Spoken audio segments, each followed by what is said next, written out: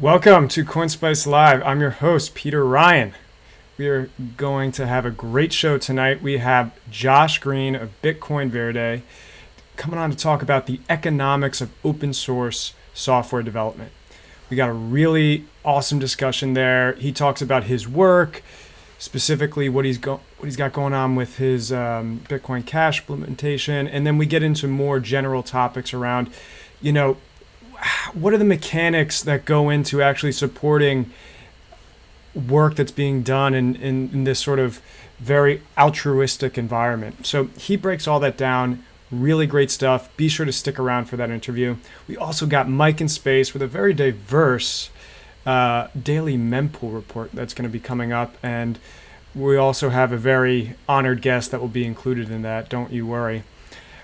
And we're going to be talking about some crypto things. Everybody that's in the chat, let me see some love. Let's see some awesome comments there. I see we have Free Dudas. Yes, Free Dudas. We stand together. Make sure to follow CoinSpice, guys. Make sure to go in the description, find all our links. We're on Instagram. We're on Twitter. We're on Telegram. Go to our website. Sign up to our email newsletter. Sign up to everything. Make sure especially hit the YouTube subscribe button so you never miss this video or any of the other great videos we have going on. So make sure to do that. Also, if you're feeling the love, if you're feeling some Bitcoin and you want to use it, go to tipbitcoin.cash right there below me. Also, you can find that in the description. And what you can do is you can send us a little tip with some Bitcoin and a message will pop up and your name will pop up over here on the leaderboard. So make sure to do that. Go check it out. We want you to be part of the show, have your message heard, and I'll make sure to try to read those off and have your voice added to the conversation. So all right, so going into it, so number one, guys, Dank Meme of the Week. That is going to be announced at the end of the show. We have a Twitter post that's over on the CoinSpice Twitter handle. You go there, got a comment, reply, throw your dank meme in there. If it's not there, I'm not going to look at it, and we're going to announce who's the dankest of the week. So make sure to go over there and do that. We also will be announcing the winners of the CoinSpice Spicy Sock contest. Yes, we started this last week and we showed off our brand new product line by our fabulous model. And if you did a little retweeting, a little liking, you were entered into the contest to actually win these socks. So there's still time. If you go and you find the tweet on the CoinSpice Twitter, you might just win those socks. So we'll be announcing 3 winners, so there's a good possibility there. Go and do that. We're going to announce that at the end of the show as well, so make sure to stick around. So without further ado, let's get into some interesting topics. So here we go.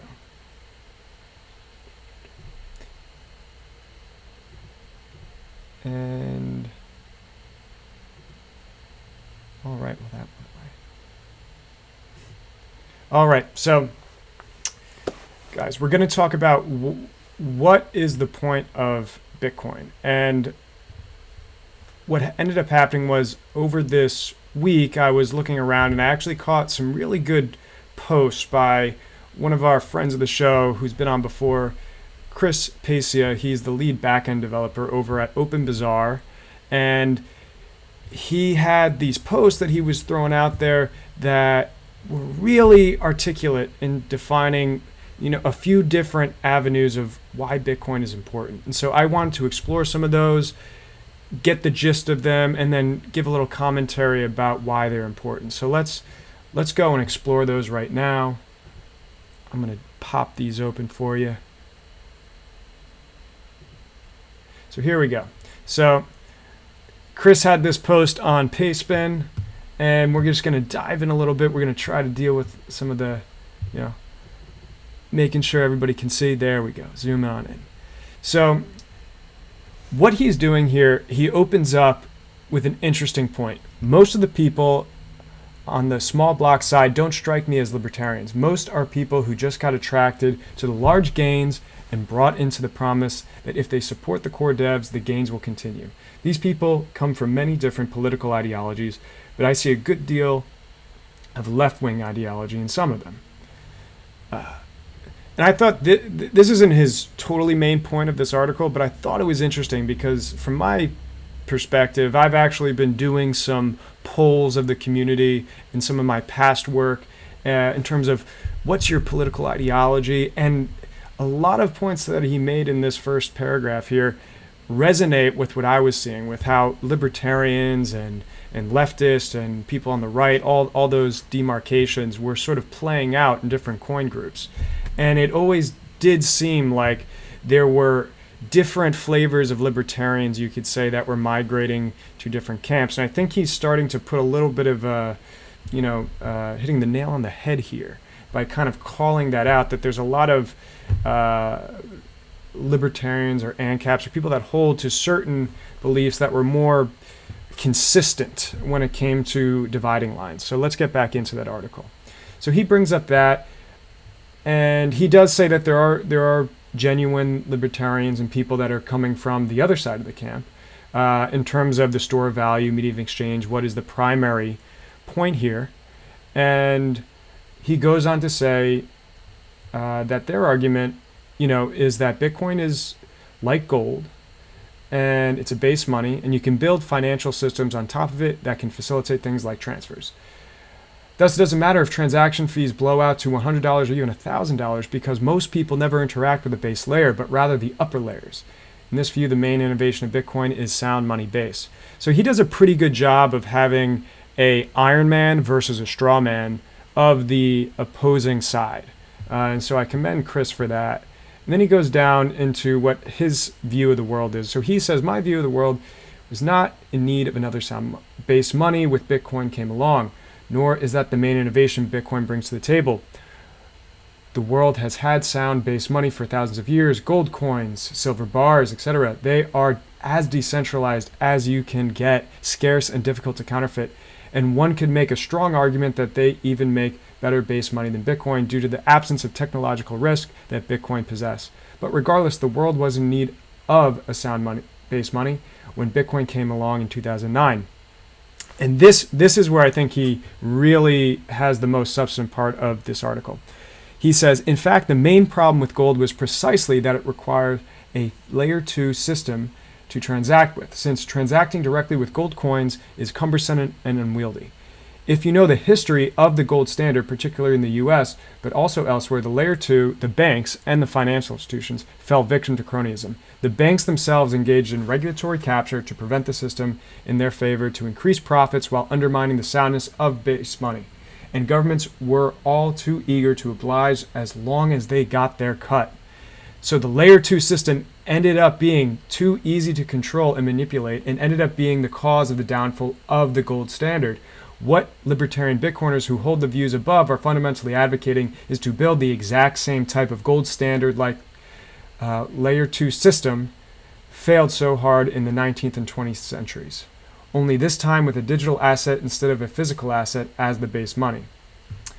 So Chris really knocks out of the park here in articulating that so much of the store of value rhetoric is built into the fact that Bitcoin is this digital gold. It is exactly like that, and ultimately leaving the gold standard is why our current monetary systems are in the disarray that they are. And the only way to get back to that is to return to that gold standard. However, they say that Bitcoin is actually an improvement on gold, and so if we make Bitcoin the replacement for gold and return our system to that, everything will be okay. But Chris then goes in and actually says, no, what ends up happening is if you allow the layer 2s, the payment networks, to actually be spread around to these third parties, what will happen is as adoption occurs and as growth happens and these layer 2s become all the more active and powerful, they will disengage from that base money.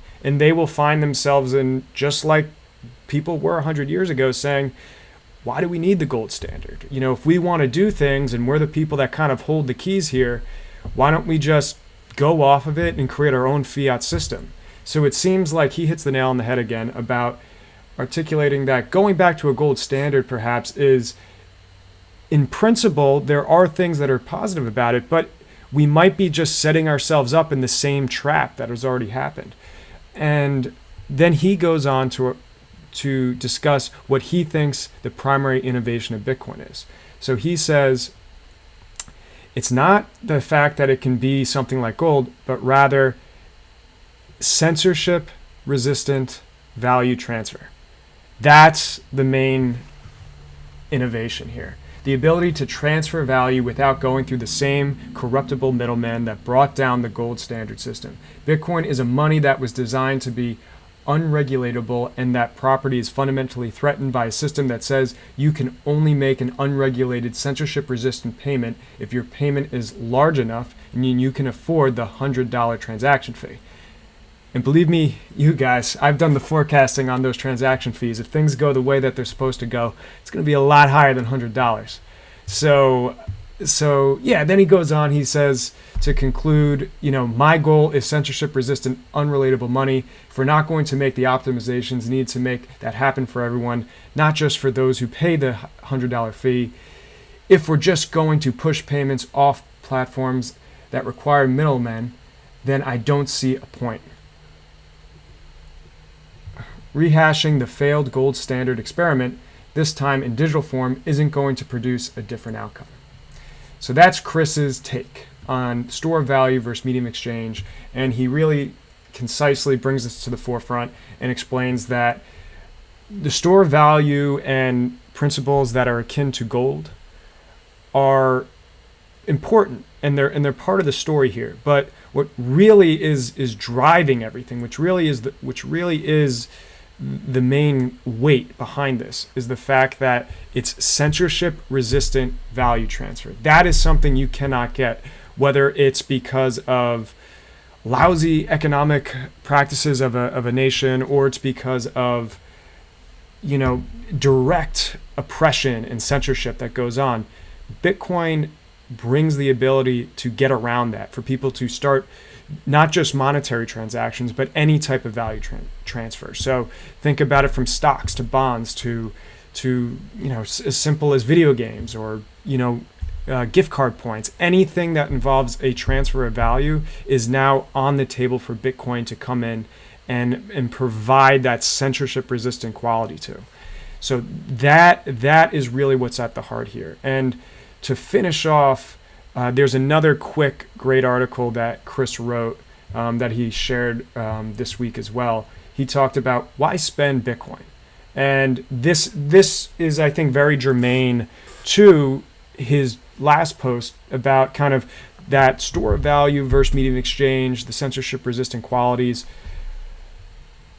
What's key here is that he talks about, okay, so if we now are on board with that medium exchange is important and almost maybe precedes store of value, well, then we get into a chicken of the egg about, hey, as he kind of quotes here, you can't keep spending something that goes up as much as Bitcoin has, so I don't spend Bitcoin anymore, I hold it. It's a store of value now, that is much as clear. This is a comment from Fred Wilson talking about this sort of problem, the fact that how can you be spending something that is continually going up, because every time you say buy a pizza, that expenditure you did, you could have made so much more money in sort of investment returns. Instead, you sort of gave it away when you could have been hodling it. So Chris goes on to explain why that is sort of a little bit of a silly thought to have. And so we go down, he's talking about what exactly are you doing when you're spending things? We all have consumption that we do. We all have expenditures that we need to take care of. And we're not just going to be saving 100% of all the value or all the wealth, all the income that we bring in. And so Chris goes on to talk about how, right here, using the same logic, could not someone argue that it makes no sense to spend $250 on groceries when Bitcoin is going up so much? You say, well, dollars aren't skyrocketing price. Sure, but dollars can be easily converted into Bitcoin with small transaction costs. By spending money on food, you're foregoing an opportunity to invest in Bitcoin. So what's the difference? If it makes no sense to spend $250 worth of Bitcoin on groceries, does it also make no sense to spend $250 on groceries as well? The difference is that $250 you're spending on groceries is coming from income you've earmarked for consumption spending. We all have living expenses after all. When we earn income, we make a conscious decision to invest some, maybe in Bitcoin, and spend the rest. When we spend money on things like groceries, entertainment, or coffee, we aren't drawing down on our savings most of the time. We're just spending funds we planned on spending anyway. So he concludes here by saying, so should you spend on Bitcoin? Of course. Next time you get paid, figure out how much you want to spend and how much you want to invest. Make your investments preferably in Bitcoin, then take 10% of the remainder and convert it to Bitcoin and spend that online or in various stores in your area if they accept it. You're only losing out if you don't do that. So Chris goes into explaining this, the fact that, look, if you have money in dollars, you not putting that money in Bitcoin is you basically doing the same thing as spending Bitcoin on a pizza, on lunch, on dinner, or whatever product or service you could think of. So there's opportunity cost involved here, and sort of all money is fungible. So whether you're taking that out of your Bitcoin holdings, or you're taking that out of your fiat holdings, or wherever it's located, we all have to spend money. And so yeah, you can say that because it was in the unit of a Bitcoin and you sold it for, socks, let's say, you maybe lost out on some potential profit for those socks, but if you just used fiat to buy those socks, you could have put that fiat in Bitcoin and made an equivalent profit. So the whole spending your Bitcoin is bad, spend Bitcoin bad, not really cutting the mustard, folks.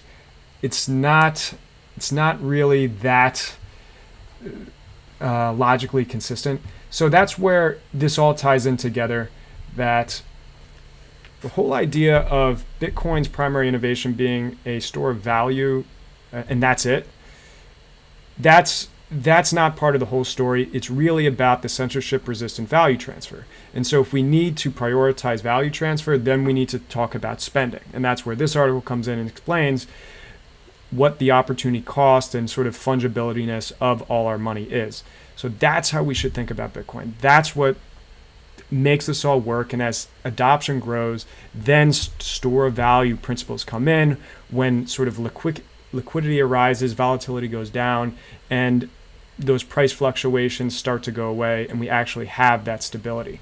So yeah, guys, if you're interested in spending, did I mention we have some tips that you can go to? That link right there, you can find the link in the description. Your message can pop up and you can spend Bitcoin. And that's what we're all here to do. So yeah, that's some awesome articles by Chris. I recommend everybody go to Chris's Twitter, give him a follow. Smart guy. Really good points, not just on technical matters, which he has a boatload of other content about, but also these economic ones. He works for Open Bazaar. Give them a shout out. Check them out. They got some awesome stuff. They're a decentralized marketplace. Go on there. Really cool. They just also launched a brand new app called Haven. If I can go to their Twitter quick, I want to show you. There we go. @HavenPrivacy. Give them a follow. It's their mobile app to connect to their decentralized marketplace. You can go on there. It's the quickest onboarding experience and UX and UI of any crypto app that I've seen. You can do things super fast, super easily. So get on there, make a profile. You can sell things, buy things. You can talk to people through encrypted messaging. They have a social community on there, so you can do public posts. And also they have crypto wallets for the top major cryptocurrencies, so you can store your crypto on there. It's like 4 apps in one. So definitely check them out. Haven app, Open Bazaar, and Chris Pacey. All good stuff there, guys. All right. So we talked about the point of Bitcoin. Reminder: we have the dank meme that is going on at CoinSpice Twitter handle. Make sure to submit so you could be a winner of the dank meme of the week coming at the end of the show. Also, we're going to announce the winner of the Spicy Sock contest, so you could still win that. We'll be announcing that at the end of the show. And make sure to follow us at all the relevant links below in the description so you can keep tabs on everything CoinSpice. So now we are about to go to our man, our favorite, crypto's dad, Mike in Space with the Daily Mempool Report.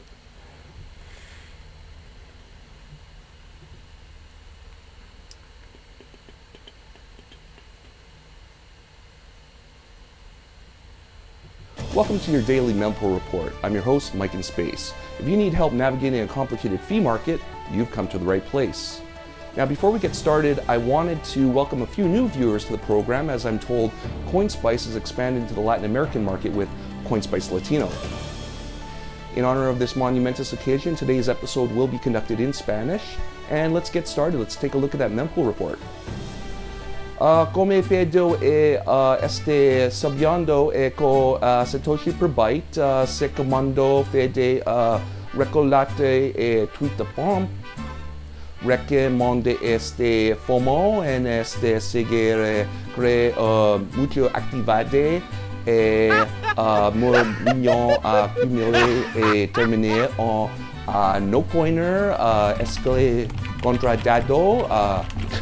Ahora es que visite a la guerra de memes curso como recordien el hombre de carbon de Pierre Richard sufre de síndrome de alcoholismo fetal. Le Pierre Ricondo envisió un mafia de internet dispute de Mike Dudas, hashtag Justice for Dudas. Finalmente terminé el programa de esta noche sucli de cotodela todo tribalismo no divida cuando cubito su fleca es algo bueno.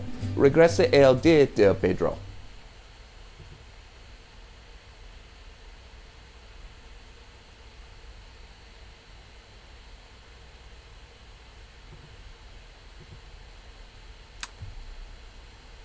And thank you, Mike in Space. I wanted to take us to a live shot. We actually have the candlelit vigil for hashtag Justice for Dudas, free Mike Dudas. Lots of support. For all of you that don't know, we're all pulling for Mike Dudas. He was caught up as an innocent bystander in a very vicious meme war that transpired over Twitter, and the community is gathering around him, and we all wish him the best. So everyone put their candle up. Hashtag Justice for Dudas. All right, folks. All right. So great. Okay, guys. So we're back. So thank you, Mike in Space. Very diverse. That's what we're about here at CoinSpice Diversity. We have a big following in Latin America. Not even joking. Side note on that, please check out our series about letters from Venezuela. We have an on-the-ground reporter reporting all the time in text, video, audio about what is happening in Venezuela, going through the economic fluctuations to the very real human stories that are occurring, and how, grocery stores not being able to get food or power outages happening all the time, how that's affecting people down there. So make sure to check that out. We're going to be rolling out more and more live takes from that. So please check that out. Letters from Venezuela, our reporter at Linzard. You can find him on Twitter. You can find him if you search on coinspice.io. Definitely check that out. So that was a serious note. But on a lighter note, thank you again, Mike in Space. So guys, what are you talking about in the chat? Let's hang out. Let's talk a little bit. For all of you, I hope you're thinking about memes you want to submit. I'm throwing in right now the link for the submission of dank memes. Get it in there, please do. And you could potentially win dank meme of the week. Yeah, guys. So what do you think of the Chris Passia articles? What do we got? We got Ed Kelso talking about Chris Passia or nothing. I agree. Colin Enstead, the point of Bitcoin is to have fun. Yes. I think maybe even that's the most succinct way to talk about it. We got Marco Costa. Apparently, if you spend Bitcoin instead of fiat and then use the fiat, you would have spent to replace the Bitcoin you sent. Adam Back will strike you with a bolt of lightning in 18 months. Well, hey guys, you got 18 months to maybe dodge that, so think about that. We have a person that's commenting in the live chat that we will maybe discuss later on. We have a boycott out against him for certain reasons. We'll talk about that later. But yeah, guys. So okay, cool. Remember, If you throw a little tip, you could have your message show up on the screen here. So be a part of the show.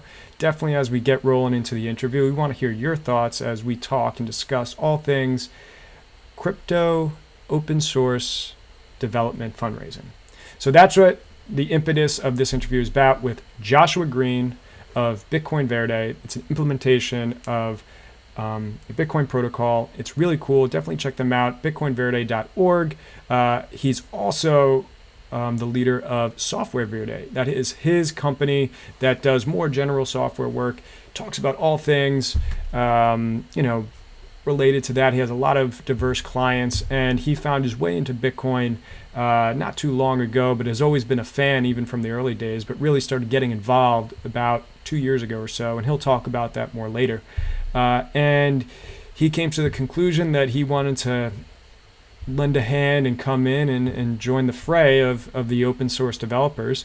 And he's talking to us about how you actually go about doing that, and not just, kind of spending your time for no recompensation in the end, or just, the only method to actually dedicate resource to this is to go for donations. So he talks to us about that, how he works it into his existing company model, and talks about business and investment and all that type of stuff. So really, really awesome stuff. Also, great guy. Get to know the projects he's working on. He's also very involved with the SLP token stuff that's happening. Really cool. He's going to be talking about the work he does with the city of Dublin, Ohio, and how they're going to have their own city token on SLP. So definitely check that out. And so without further ado, guys, let's start the interview. I consent to being recorded. Okay. Yeah. All right. I'm here with Joshua Green, the lead developer at Bitcoin Verde, among other fantastic projects. And he's here to talk to us about open source development, fundraising, and all things Bitcoin and Bitcoin Cash related. Josh, how are you doing today?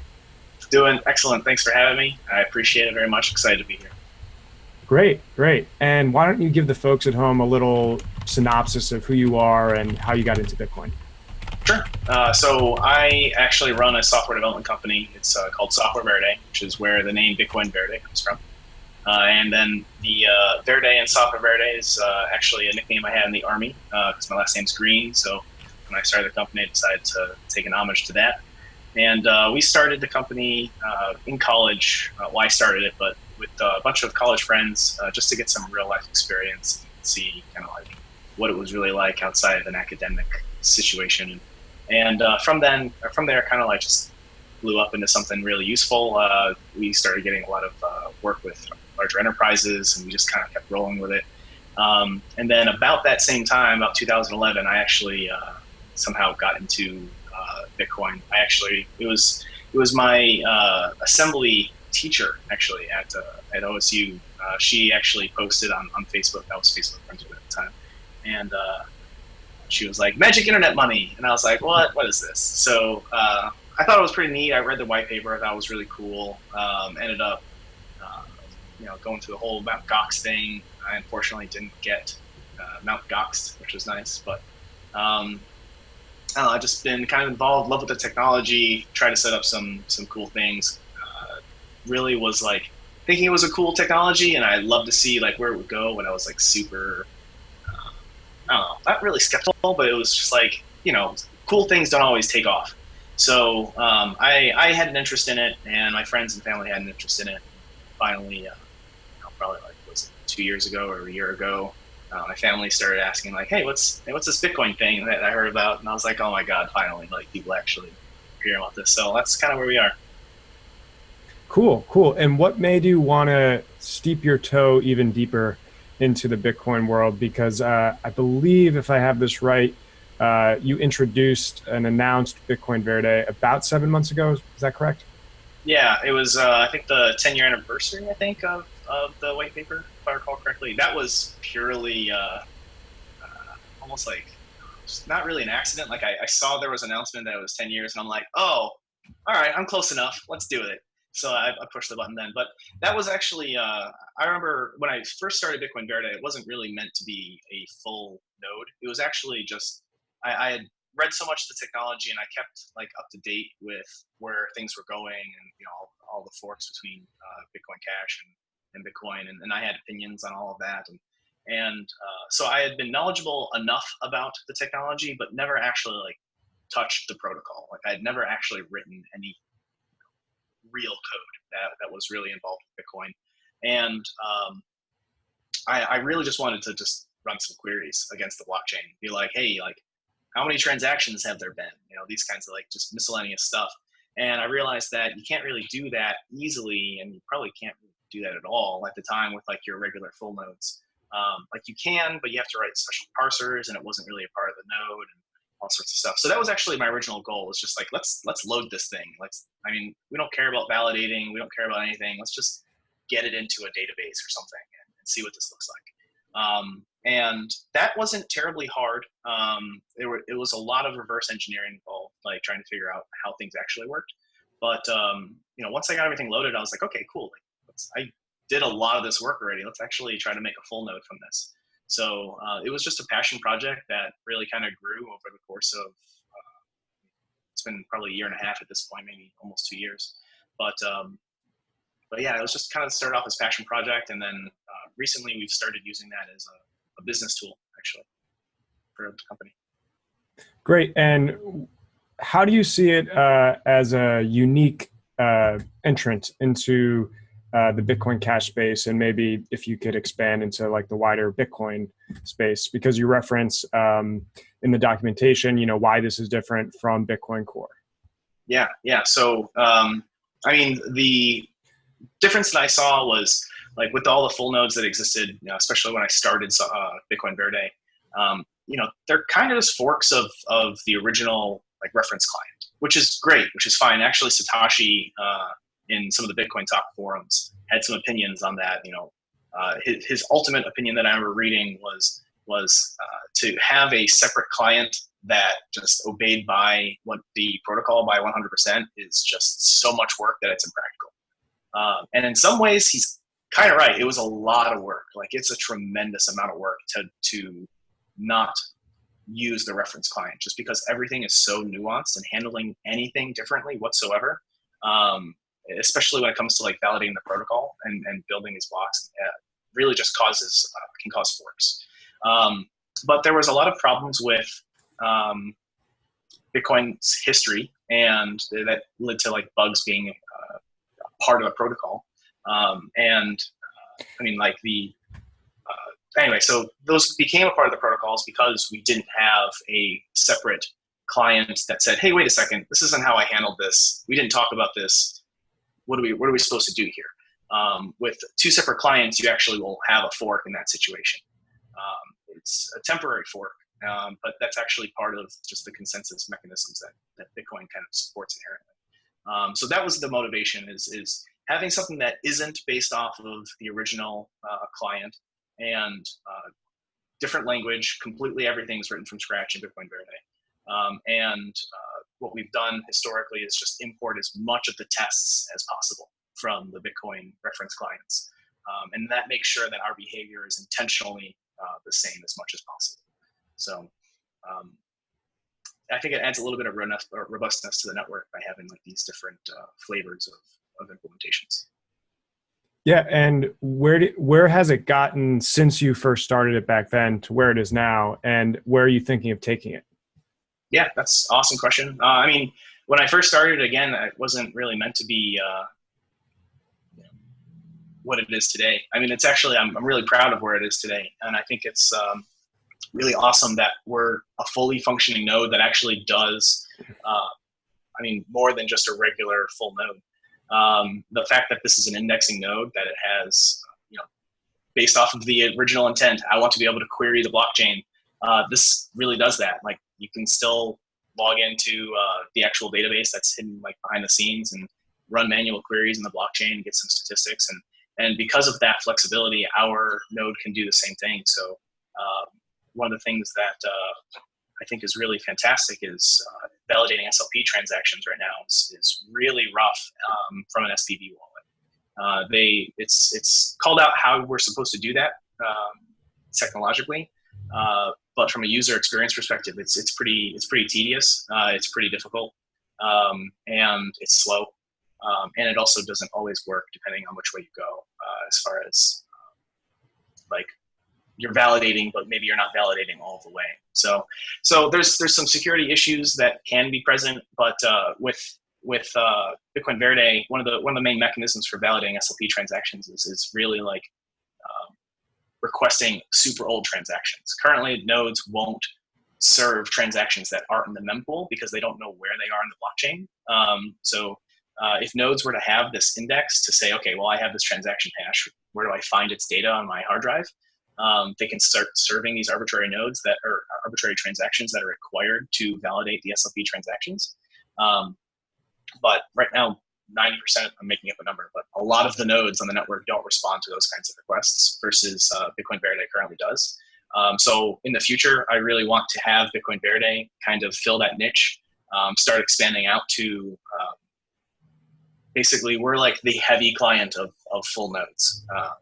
You can never ever run a Bitcoin Verde node on an Arduino, or a Raspberry Pi. It'll never happen. Just don't even try. But if you have the resources to run this node, it serves SPV wallets very well. It serves other nodes very well.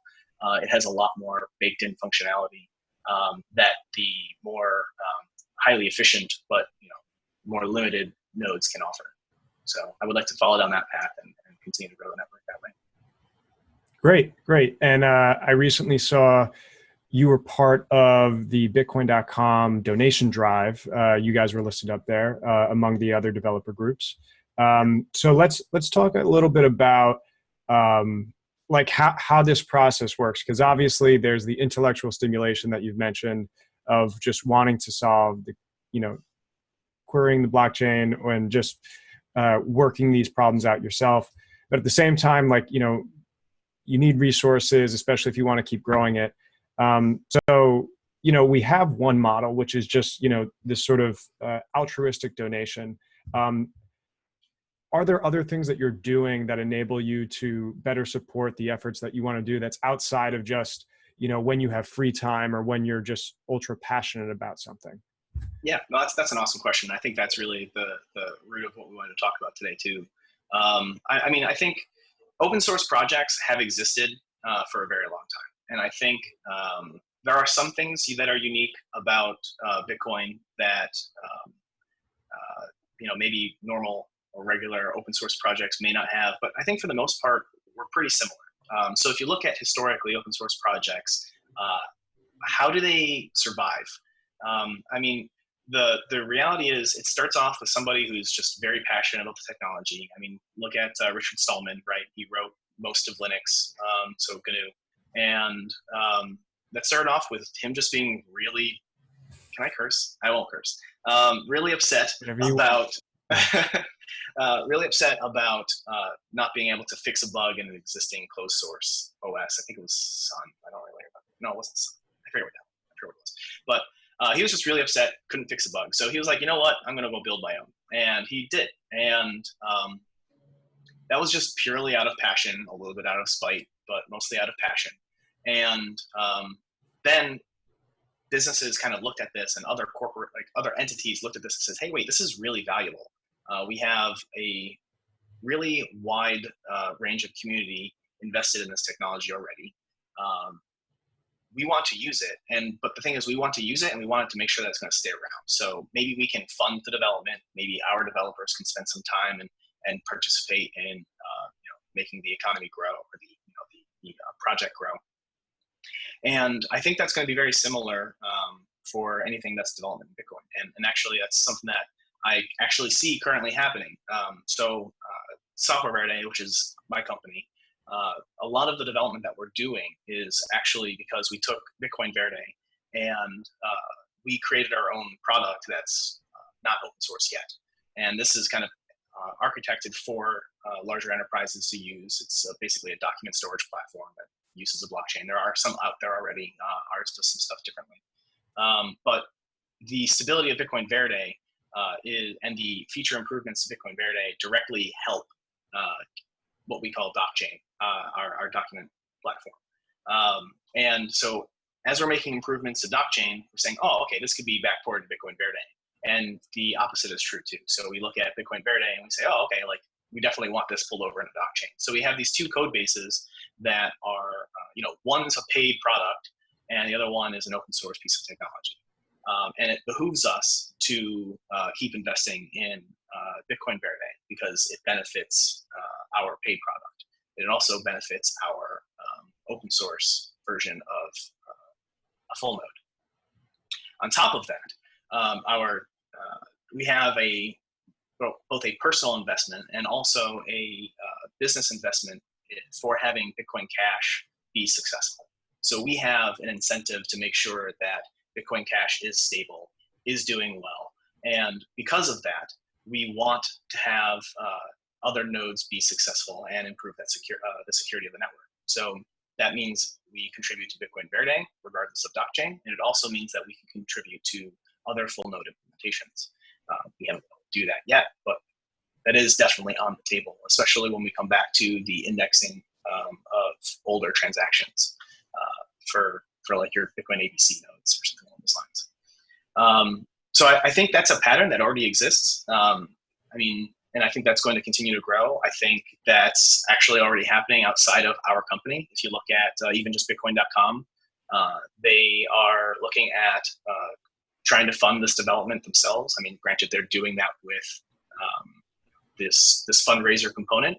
But I also see Bitcoin.com being interested in Bitcoin Verde. In fact, I was talking with Xavier via email literally a half hour before we got on this call. And he's looking at using Bitcoin Verde for indexing UTXOs. And there's a few reasons why he wants to use Bitcoin Verde, but regardless, as soon as these open source pieces of technologies become valuable to for-profit organizations, the open source software has to be supported. So they have an incentive to facilitate that maintenance and that development. So that's ultimately where I think things will go. Yeah, and I think the real hard part that we're all coming to is what exactly is the right structure or right formation of that. So it sounds like you take a very prominent leadership role in the management of Software Verde, and you're also the developer. Like, do the developers also have to sort of step into that business developer like role in order to create a sustainable business that is around the open source development, or can they just focus 100% on the development and sort of join a company that takes care of that? So maybe you could think like Blockstream is sort of a model of it's not so much of like the developers leading the path, of more of like a corporate structure that hires developers to be employees. So I guess that's maybe the difference here is, do developers need to be employees that have like 20% you work on open source and 80% you work for the private entity, or do they need to be more entrepreneurial and sort of be managers of their own businesses? That's a great question. I'm thinking of like people like Amari. I actually don't know how to say his name. Let me read it, assuming it's Amari. But I don't think he necessarily, like, people like him don't necessarily need to take that business focused mindset.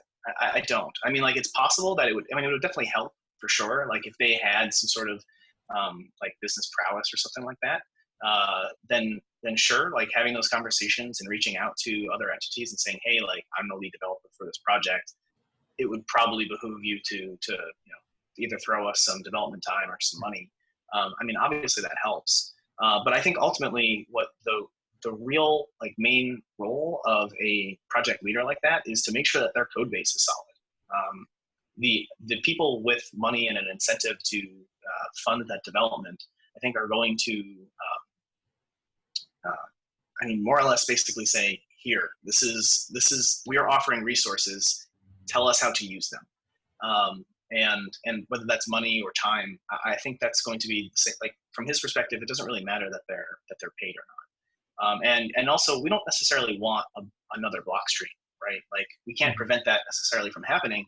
And I think that's where having multiple nodes really helps prevent another block stream from happening, or node implementations, is because now we have to start collaborating between one another.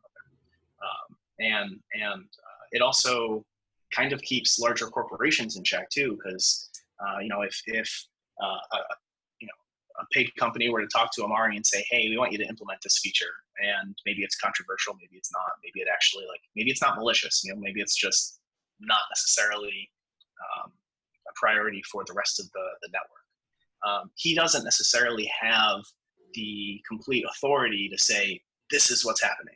And I mean, maybe he does in a roundabout kind of way, because a lot of people and a lot of developers follow the ABC project.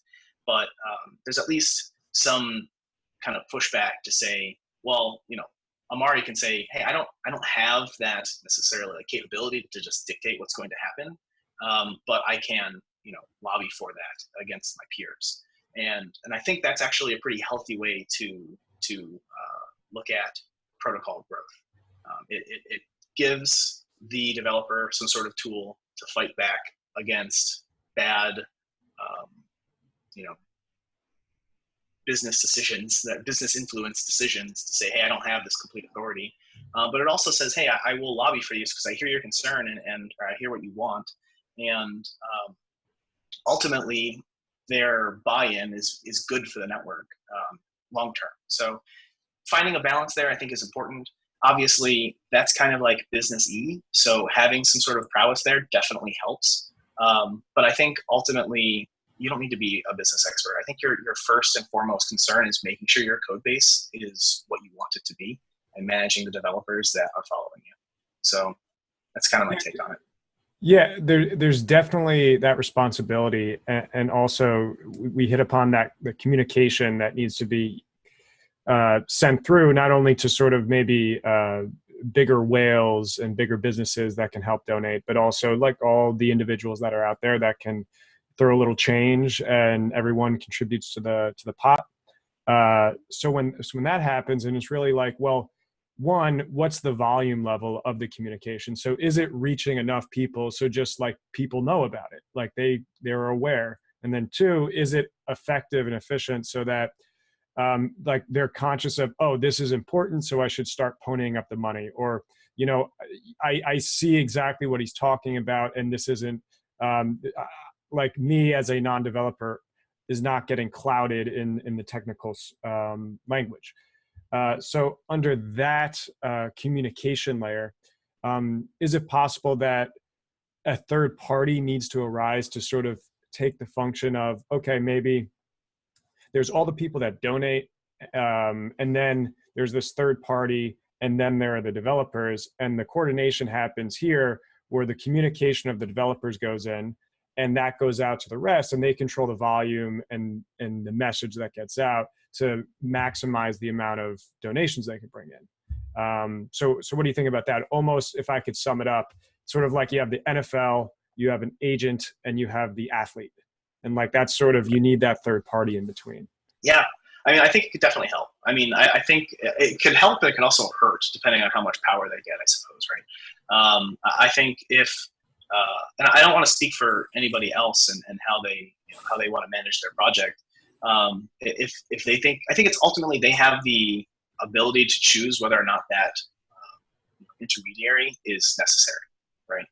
And I think that's great that they get to choose that. And I would always want that to be the case. I don't want agents to become mandatory just to kind of like to facilitate open source development. I don't think historically that's happened. I would actually be really curious to maybe, and I think ultimately I don't have the answer to this particular question. Like I don't know how like your Debian, which is a flavor of Linux, right? I don't know how they receive funding and how that gets managed, and how basically like almost paid feature requests can happen. Red Hat is probably another example of that, right? Like Red Hat's actually a very typical enterprise, operating system for Linux. And one of the things that they offer actually is like paid support. So I encourage businesses to run their own full nodes. The city of Dublin is actually going to be running 3 of their own full nodes, and there's kind of maintenance that needs to be, and at least consulting that needs to be available for that kind of stuff. And that's going to be true for, I think, any enterprise or any non-trivially small business. I mean, probably even for the small business too, honestly. Because they're not going to really know how to set up a full node. They're not going to know how to upgrade.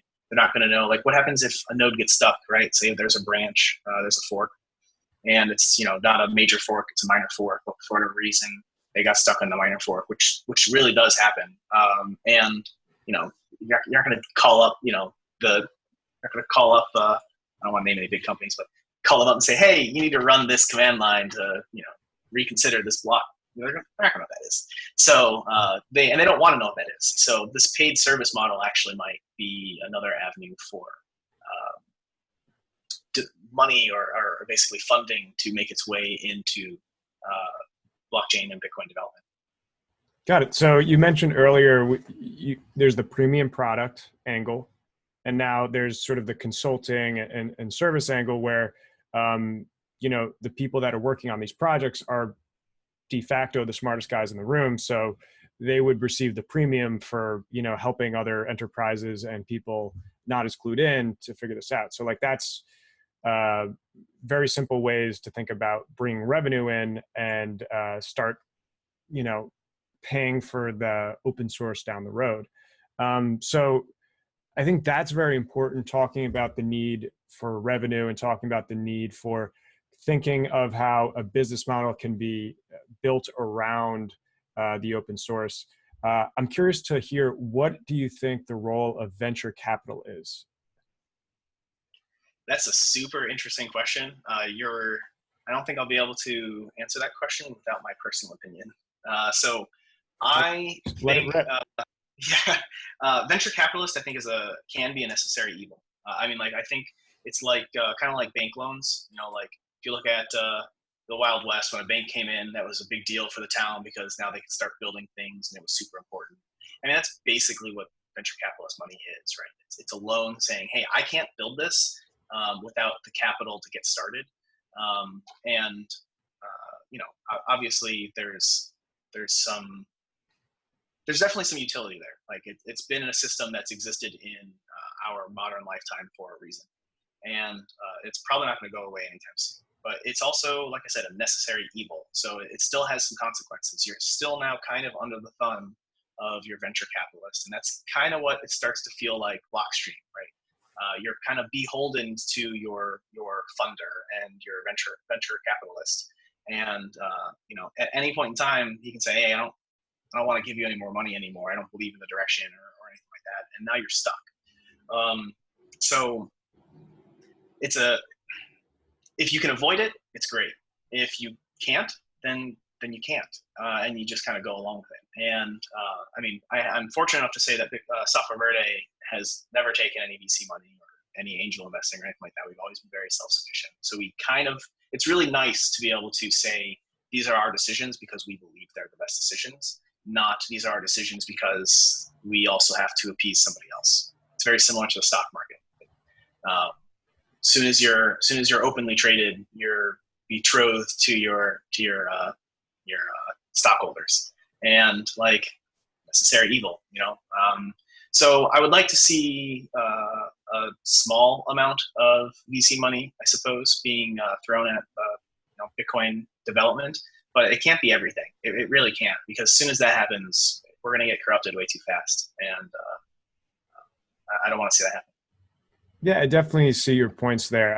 I think it is a compromise, and VC has its corroding properties. I think what's interesting about it, though, to think about it in the space, because it seems like not enough maybe energy has been devoted to sort of at least the incentive structures around it, where, let's put ourselves in the shoes of the would-be investor or donator to open source.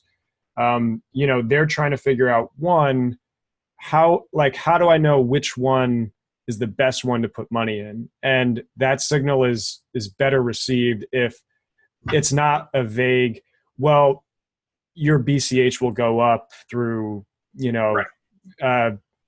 externality, that goes through the entire market. That's a little vague versus like specific equity. It's like, okay, I know I'm getting equity in this, very direct signal. And then additionally, on the other side, when money is passed over the table, does that would-be donator or investor have a good idea of the commitment level of the developers? Because there's no strings attached to a donation. Those developers can walk out the door. Whether, that's nefarious, like that's, I think, a different question. Like there can be very reasonable reasons why a development team, maybe decides to resign or they couldn't meet expectations.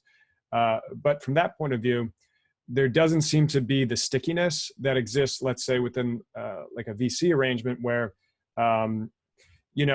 founders' equity is illiquid, and there are also vesting that occurs. So Right. there's sort of a long-term commitment that is baked in to the compensation of the founders and the developers in the startup, where the investor can have some confidence, say, okay, so I know they're committed, they're not going to walk out the door, and the incentives are aligned here. So understanding your points about why VC can be bad, how do we bring some of those incentives into this space right now? Yeah, I mean, I think that's where we have to, and that's where adoption is going to be key, right? I think anytime anyone invests with their dollars, they like not investing by not just buying VCH, but hey, I want this, like the VC funding or anything like that. They want a return, right? It's I'm going to put money here, and I expect a return on my investment. Like, it's very rare that people are literally just throwing away money, and if they are, there's probably because there's another reason that they'll benefit from it. Altruism doesn't always exist. So, so I think the adoption is what's going to really feed that. Turning BCH and the technology that runs BCH into something that is used by businesses, and they have a real reason to use it, and they have a real reason to care about it, I think is going to be how we get aligned motives between developer and investor, so that things are actually going the way that always benefits the protocol and not just benefiting one person temporarily. So I think the adoption is going to have to really be there, and I think that is starting. Like, that's one thing that we've been really excited about with the Dublin project is, they're using BCH in a couple of ways, and also DocChain uses BCH in a couple of ways, and because of that, relying on the security of BCH is important. So they have a vested interest in making sure that does well. If this continues to grow, I think the local governments, or more local governments, are going to start caring about the well-being of the protocol, and federal and state governments are going to start caring about this. Not to mention all of these private sector companies are now going to say, okay, well, I need to make sure that this doesn't evaporate because I, as company X, have invested time and money into this. So I think just making sure everyone's goals are aligned in a way that's symbiotic. I mean, that's basically comes down to adoption. It doesn't necessarily have to be adoption. Just, hey, I can go to x.com and buy something with BCH. It's just Bitcoin is first a blockchain technology. So there's a lot of utility around blockchains, and I that's basically what I think. The more times people are using this, the better the protocol is going to really go, because we won't want it destroyed for silly reasons. Great. So we just left off on describing sort of the different incentives that are baked in there. So I think we got to a pretty cool point there. You were talking about a few of the projects you work on. So I want to maybe just dive into some of those.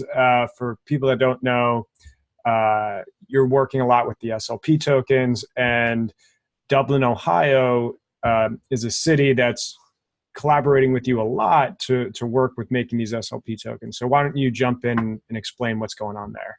Mm-hmm. Yeah, so the project with the city of Dublin, Ohio, is actually more than just an SLP token. It's a digital identity and a public polling mechanism. So polling, not voting. So it's more like, how do you feel about this, and not who do you want to do this. And the third part is like what they called a token of value, basically a way to digitally exchange, some sort of good or for barter system. At the time when they released that RFP, but RFPs are basically the way businesses and public sector, aka governments, request work. They they were like, hey, we just want a barter system, and SLP didn't really exist at the time. Like, it might have technologically existed, but it wasn't anywhere near where it is today. So when we originally made that proposal, we were like, well, we'll just do like a coupon system. Like, I had obviously known about BCH, and I was secretly hoping that we could try to fit BCH in there somehow. But SLP wasn't there yet. So fortunately, by the end of that project, SLP had a lot of maturity. It had a lot of kind of momentum going along with it. And Doug, who's the City of Dublin CIO, when I was telling about SLP, he was like, oh, let's use that. And I was like, okay, well, here are the reasons why and why not to. And we had like an actual really good and meaningful technical discussion. And after that, he was like, okay, this actually does sound like this is exactly what we want. Let's forego the original plan. Let's take a solid look at SLP, and let's try to make that the direction. And I, as a technological developer, do not regret that at all. I mean, SLP has been a really nice opportunity for us. And it's also given us a lot of opportunity to kind of give back to the SLP community by using this project. We're like, hey, here are some bugs. Here are some new tools that didn't exist before. Here's a real use case that people are using this for. And that, I think, is really strengthening that subcomponent of Bitcoin Cash.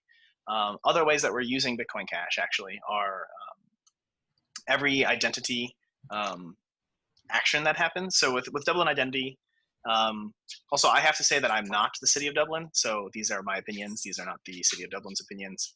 I'm obligated to say that.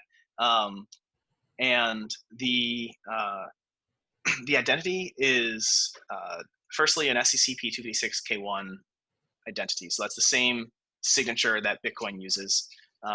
So when you get a public key, it's the same public key as Bitcoin. And the intent behind the identity is to identify yourself online securely, and then also be able to share information about yourself. So what we call PII, so personally identifiable information. So where do you live, that kind of stuff. And the way that works is you can basically sign a message. Well, actually, Dublin signs the message saying that this public key lives at this address. And through cryptography, the receiving person can know that that hasn't been tampered with, and that it's coming from Dublin, as kind of like Dublin's basically acting as like a notary at that point. So they're notarizing the fact that your address is 123 or whatever. And the cool part is we can kind of also revoke that permission. So if you give your address to some random company, you can also say, well, I don't no longer do business with them anymore, so I would like to revoke that permission and revoke access to that. So obviously, if they've stored a copy of your address, we're not going to be deleting it from their database. But if they go to request an update, it's not going to be allowed. So every time one of those actions happen, we're actually logging the record of that to a private blockchain, and that private blockchain every hour has its sixth oldest block published to Bitcoin Cash. So its private blockchain's logging all these things and aggregating them. And then once an hour, that private blockchain is making a commit to the Bitcoin Cash network saying, hey, this is the sixth oldest block in our history, which prevents Dublin from basically 51% attacking itself. So private blockchains inherently, if you control all the mining power, that's obviously, if you own 100% of the mining power, it's obviously really easy to 51% attack yourself. So with broadcasting a semi-old or a semi-new block hash, it prevents you from going back in history and rewriting those things. So digressed a little bit and I forgot where I was going, but I think that's kind of like the basis of how Dublin is using BCH. It's both the SLP and also the securing their private blockchain. So unless you want to remind me if I'm off track or not, No, that's no, the. it's great. It's adoption. That's what we all want. It is. It is. Yeah. So, with that being said, what is interesting too about that specific SLP use case they're having, Mm-hmm. from what I've read about it, it seems like they're setting the prices of certain things within their Dublin token, and so there's no like volatility problem of, they're using BCH, and so like the prices are fluctuating up and down. Like they'll use their SLP token and they can say, if you go to the Dublin, Ohio cafe, the coffee and bagel that you get there will always be, 3 Dublin tokens. And like they're outright setting that.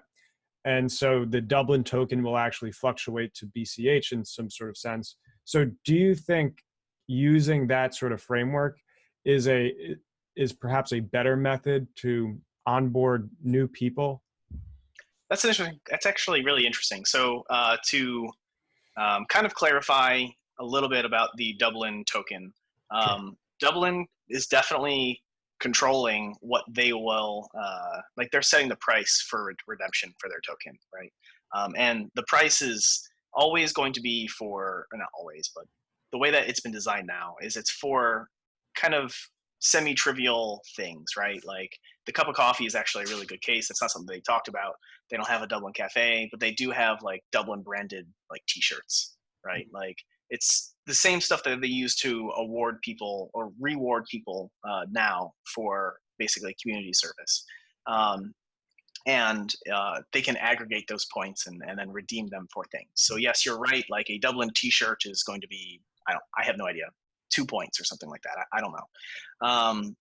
And Dublin definitely sets that. There's also the intent that anybody can accept a Dublin token or a Dublin point, and that's not necessarily in the control of Dublin. So one of our popular ice cream manufacturers in the Columbus area is Jenny's Ice Cream, and they have a pretty popular ice cream shop on like basically the main road of Dublin, and they may or may not accept Dublin tokens for either a discount or a free ice cream or something along those lines. But that is completely up to them. Dublin doesn't have any control over that just because of the nature of the protocol, and also because they don't really want to control that kind of stuff. So we'll eventually get into this scenario where a Dublin t-shirt, which technically is worth something, it costs Dublin to make them, and there's no black market for Dublin t-shirts, right? Like the resale value may or may not exist. Regardless, it's low risk. But if Dublin says, hey, one t-shirt is 2 tokens, and then Jenny says, well, one free ice cream is 100, like, I don't know, like that's kind of weird now, because a t-shirt might be worth more or less than an ice cream. At least they feel similar. So if there's this huge like disparity, what's going on? And I don't know. I think that's just going to have to play out, honestly. So to answer your question, is that an easier way for adoption to happen? I think it's really cool.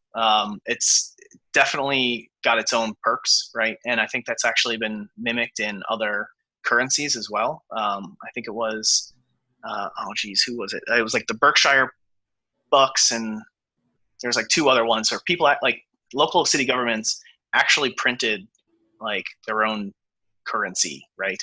And it had an intention. Like they did that for a reason. What didn't happen though, especially with like when that was done years and years ago, I think it was like 50 years ago. It wasn't like super, wasn't medieval times or anything like that. But I don't think our world is the same as it is now. Like we're globally connected. So like someone in England might say, "Oh, that Dublin project, that's cool. I'd like to have some Dublin points. How can I get one?" And that actually, like, just that excitement might like cause them to be worth something.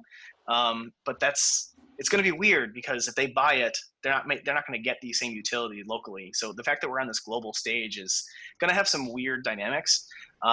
So maybe it'll be good. Like maybe merchants can all of a sudden start having their own SLP tokens and say, maybe Jenny's Ice Cream creates one, and they'll say always one token's always redeemable for one ice cream. That definitely works. It just gets weird when other entities start valuing other entities' tokens. So that's where things will get weird. And I am not an economist, so I have no idea what that looks like long term.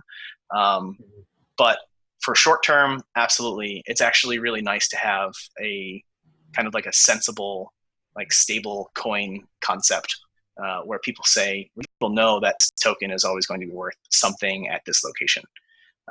So I think we're still in kind of like the Wild West world of that. I think we have a lot of discovering to do. But yes, I mean, like having a barter system is going to be really cool. So. Yeah, like you hit the nail on the head there. Having sort of the stable coinification of a lot of different transactions that occur, that's a really cool potentiality, because then that opens the door to, which I'm trying to beat this horse to death a little bit, but that ultimately the money market penetration is not the exclusive market for Bitcoin Cash, but now with SLP, any value transfers on the table. So, like we saw, there's a project that came out recently called RealmX, and that's a video game, and that's doing SLP transactions inside it. And so when you have video games, you have, city governments, you have various private businesses all sort of creating their SLPs. There's more transactions that occur through all those different value exchanges than just, I hand you a couple bucks for, lunch or something like that. Yeah. Like that's definitely a lot, but like the entire market for every, a stock goes this way and that way, a Dave and Buster's, coupon or point, all this type of stuff. That is the real potential market for BCH. And that's where all this SLP stuff that's coming to the floor is really cool. Yeah. And so as we sort of wrap up here, and we're sort of branching out broader and broader to Bitcoin Cash. So you're going to the Australia Bitcoin Cash conference soon, which is really cool. You're going to meet a lot of cool folks there, going to collaborate, cross-pollinate. So it'd be great what is your take on the general community of Bitcoin Cash, the projects getting developed, and, where we've come from and like where we're going forward? Really looking forward to the Bitcoin Cash City conference. Actually, I'll be presenting with Doug about the Dublin project. If you can make it, cool. Come listen to more about what Dublin's doing with SLP and identity and Bitcoin Cash. My take on the community is, I mean, honestly, I'm a bit of a newcomer to the community. Like I've been basically, I think the internet word is like lurker, right? Like I've been kind of just observing and paying attention, and also my Reddit like strategy. My cat is trying to disconnect my microphone, so if I cut out, let me know. My current like Reddit strategy has always been, once a year I'll delete my account and remake it. So no one's really had a consistent picture of like who I am, and that's changed now with Bitcoin Verde, because I think people need to know who I am, and just so they can have a realistic conversation. So that is saying I have a full understanding of what the Bitcoin Cash community is like isn't fair. That being said, the experience I've had have been so great. I've asked so many questions of other developers about, hey, how does this work? Why does this happen? Does this make sense? Et cetera, et cetera. And I'm yet to have a really everything's been positive. Everyone's been super nice, very welcoming, very knowledgeable. It's been really refreshing, honestly. The fact that people want to collaborate is just a refreshing concept, and that you don't always find, especially in business. Like not everyone wants to collaborate. And a lot of times they say that they will and they don't. So having genuinely nice programmers around who are super smart, definitely smarter than I am in many cases. Mark is insane. I don't even understand how his brain works. But like, really, again, the cat is attacking. I almost feel like I should shame her. So I don't know. The community is great. I've been very, very welcomed, and I definitely appreciate all the time and energy they've given me. And I hope to pay that forward.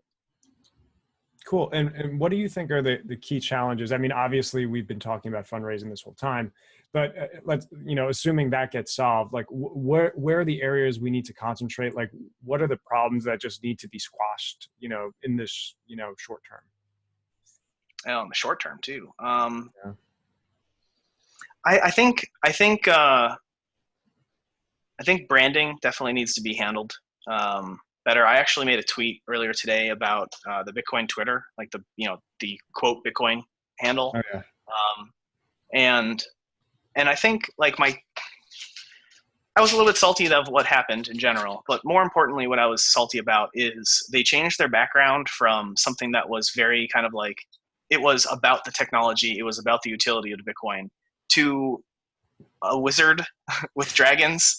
And I'm sitting here talking with businesses that are really much bigger than Software Verde, and talking about how Bitcoin has this utility and how Bitcoin is a mature protocol.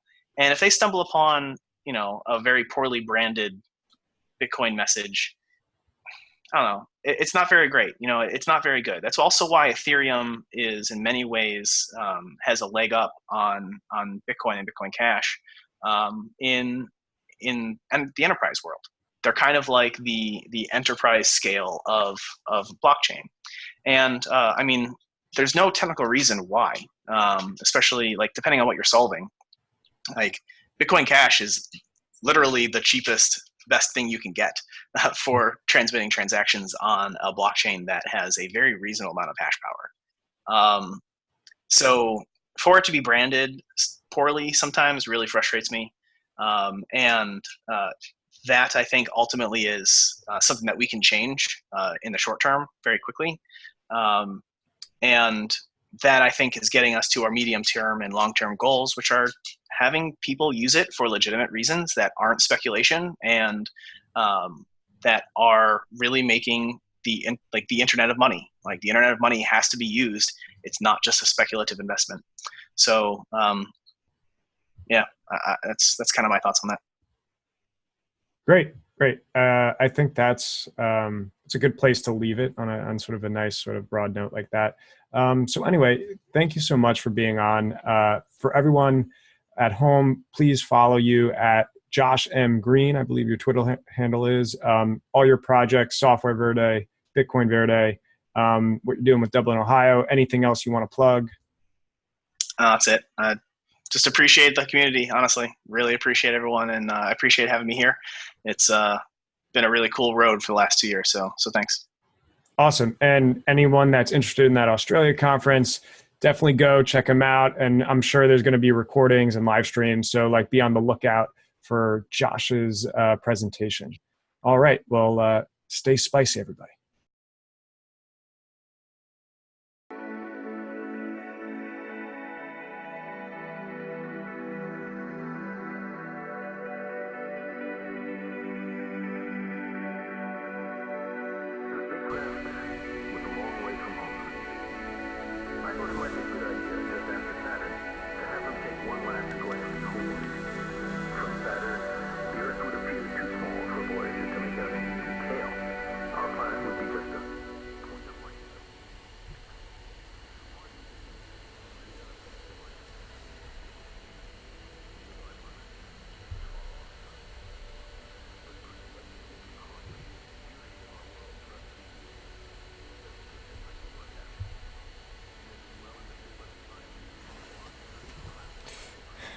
All right. We just talked to Josh Green of Bitcoin Verde.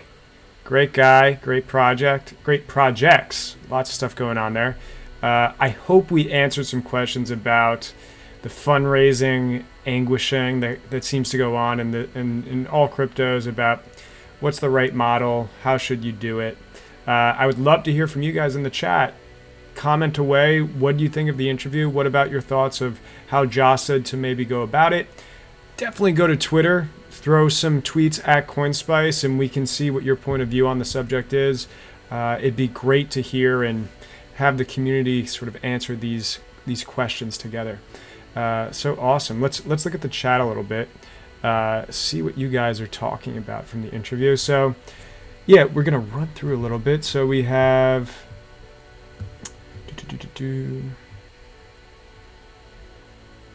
so we got some awesome comments from Bitcoin Out Loud talking about the interview. He's saying, yes, giving users control of rewardy stuff like this makes the UX so much better and gives the users the power. Very true, very true. He also says,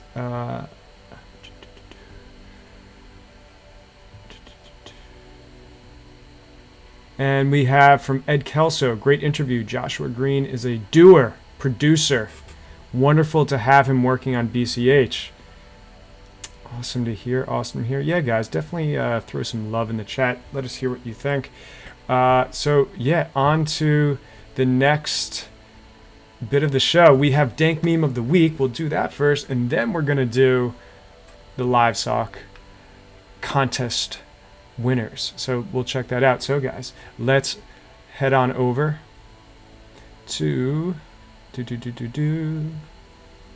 Dank Meme of the Week. So, you guys better have gotten your submission in. You could have been the Dank Meme of the Week. You could have had that title, that belt, to just rub in everyone's face that you were the CoinSpice Dank Meme of the Week. So here we go. Let's run through them. We got Mike Malley. He's coming at us. Okay, we got something. We got BTC Maximus. Okay, off to a good start. Boom. Oh, hey, everybody. Who made that? We have a very, very nice girl drinking her BCH coffee something or other, scaring the little inferior BTC Maximus. This is actually Jaja. She has her own YouTube channel that I recommend everybody check out. She'll be also producing some cool CoinSpice videos coming up, so be on the lookout for her. Nobody can handle her power level, especially BTC Maximalists.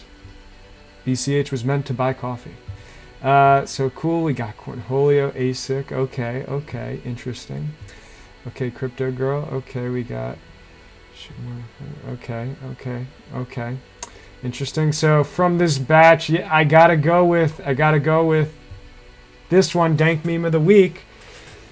Epic Fantasy, background meme, and obviously the little dweeby maximalists.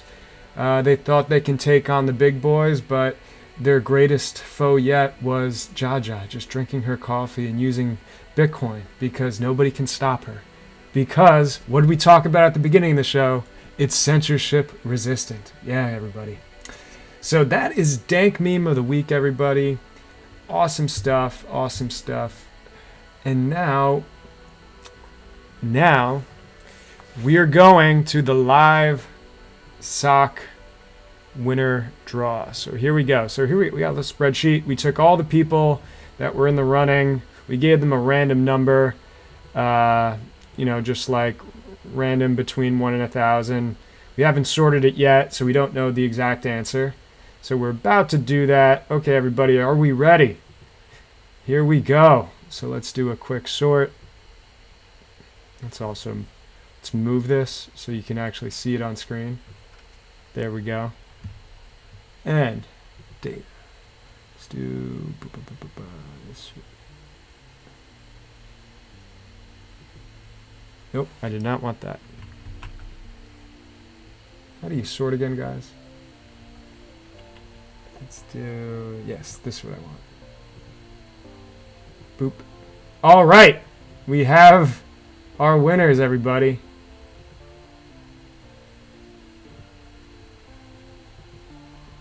The spicy winners. Boom. Okay. So we have Don Wonton. We have Crypto 05ing, and we have Bottom Feed New York Stock Exchange. Okay, so these are our 3 winners that get those 3 socks. Great stuff. As you can see, guys, we're transparent. We're about the blockchain. This was all done right in front of you. We're not just giving out to, our cronies that we're being nepotistic with. We're being transparent here.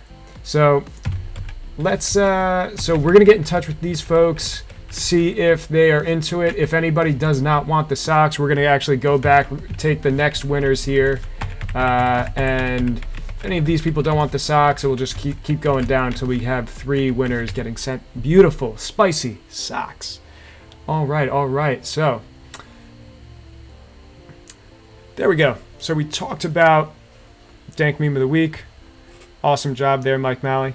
We talked about who got the socks, and we had a great show today. So I want to remind everybody, please go down, make sure to follow us on Twitter, on Telegram, on YouTube, on everything you can imagine. We got a great email newsletter. We have every distribution platform, and we're building even more every day. Just today, we got on Haven app, the new Open Bazaar mobile app that you can buy things. You can buy our socks on there. Hey, if you didn't win, go to Haven, jump on there and buy the socks on Haven. Why not? You can also find us a load of other places. We're on Instagram. Definitely check us out. Definitely show us some love with some tipbitcoin.cash. Little tip jar there. You can find that in the description. You can find that right here below me. And yeah, make sure to do all that. Hold on, I'm getting word. So there's a certain guest we've been trying to have on the show, and we were very excited for a long time to have him on the show, but I have to draw a line. So Justin Sun has really wants to come on now, but after all his attempts of not being able to make it and just ruining the show for our audience, I'm taking the hard line, saying he is banned from CoinSpice Live. Justin Sun, you are banned from CoinSpice Live. So that's the unfortunate result there. Sorry about that, Justin. But in other news, guys, we're gonna go back to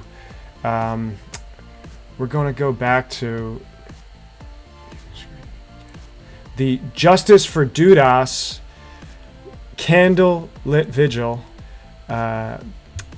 Very beautiful communities coming together. I'm very glad that we could all share this moment. We had Mike in Space bringing attention to it. We've been really going after this cause, and I have some new news actually. All these efforts. Hold on, guys. I'm getting word. One moment.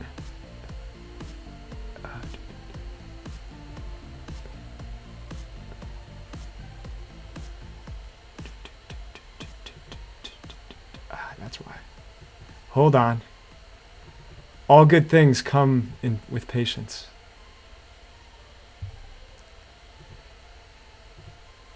There it is. All right, guys. I have word. We have made contact with the block. The block is aware of the Justice for Dudas movement. They are showing it off. We're bringing attention. We are making a difference. We have the birthday boy, Frank Shapiro, showing the video to everyone there, making a difference. Everyone is galvanized by the community right now, and this is what we have to do. We have to stick together. We need to have hashtag Justice for Dudas. So anyway, guys, thank you for joining us. Make sure to subscribe. Make sure to like. Do everything. Share us. Let's hear your thoughts on Twitter, and stay spicy.